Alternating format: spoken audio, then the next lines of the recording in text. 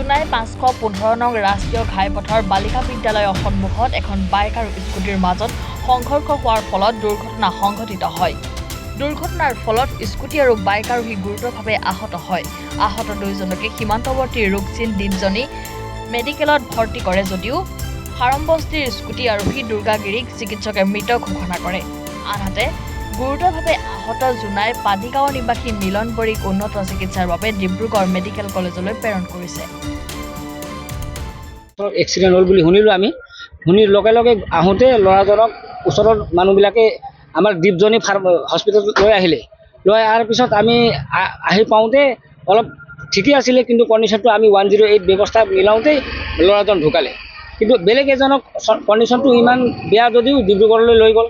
আমাৰটো কিন্তু ডিব্ৰুগড়লৈ ল'ব নোৱাৰিলোঁ, ইয়াতে দ্বীপজনীতে ডেথ হ'ল। নামটো যোন ল'ৰাজন ঢুকাল তাৰ দুৰ্গাগিৰি।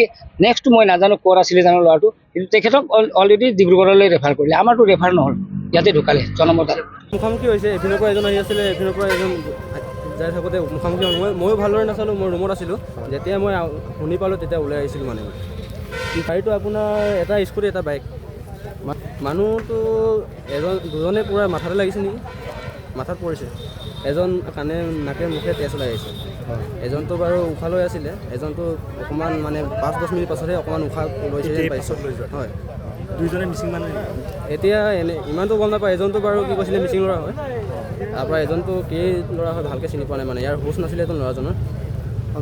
হয়, ল'ৰাই চিৰিয়াছটো বহুত ক্ৰিটিকেল আছে। এতিয়ালৈকে একো মানুহজনে এতিয়ালৈকে চিনাকি কিবা গম পাইছে নেকি? মানুহজন এজন কি কৈছিলে, এজন ল'ৰাজন মিচিং ল'ৰা হয়, কিন্তু ক'ৰ হয় এতিয়ালৈকে ভালকৈ চিংগুল আছে। জুনাইৰ পৰা মাধুৰ্য প্ৰতিম গগৈ ৰিপৰ্ট, এনি ভাৰত 24। নমস্কাৰ, মোৰ নাম নিৰুপম শইকীয়া। এনি ভাৰত 24 এটা নতুন অনুষ্ঠান লৈ আহি আছে, জুবিনৰ গানে কি আনে।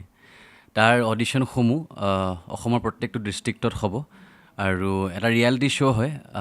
আপোনালোকে দিয়া ফোন নম্বৰ যোগাযোগ কৰিব পাৰে আৰু আপোনালোকৰ ওচৰলৈ এনেও গৈ আছে তেওঁলোক, আৰু আশাবাদী যে আপোনালোকে এই অনুষ্ঠানটোত ভাগ ল'ব, আৰু আশা থাকিল যে আমি খুব সুন্দৰ সুন্দৰ গায়ক দেখিবলৈ পাম। ধন্যবাদ।